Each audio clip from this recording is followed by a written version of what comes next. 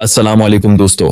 अगर आप सोलर लगवाने का सोच रहे हैं या पहले ही सोलर लगवा चुके हैं तो ये वीडियो आखिर तक जरूर देखें, क्योंकि आज मैं एक ऐसा सवाल क्लियर करने वाला हूं जिस पर आधे लोग गलती कर जाते हैं।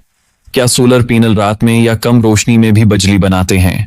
सोशल मीडिया पर आपने देखा होगा, कुछ लोग कह रहे हैं कि सोलर पैनल रात में भी काम करता है और कुछ कहते हैं बिल्कुल नहीं। तो असल हकीकत क्या है?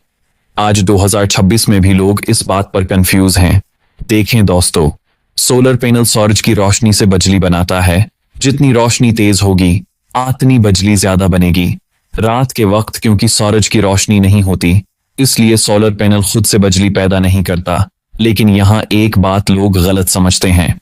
अगर बादल हो या हल्की रोशनी हो तो सोलर पैनल थोड़ी बहुत बिजली बना लेता है, मगर ये बिजली पंखा, एसी या मोटर चलाने के लिए काफी नहीं होती। फिर लोग कहते हैं कि रात को बिजली कहां से आती है? तो जवाब है, बैटरी से। दिन में सोलर पैनल बैटरी को चार्ज करता है और रात को आप वही बैटरी इस्तेमाल करते हैं। सबसे बड़ी गलती जो लोग करते हैं वो ये है कि कम बैटरी या गलत सिस्टम लगवा लेते हैं और फिर कहते हैं सोलर फेल हो गया।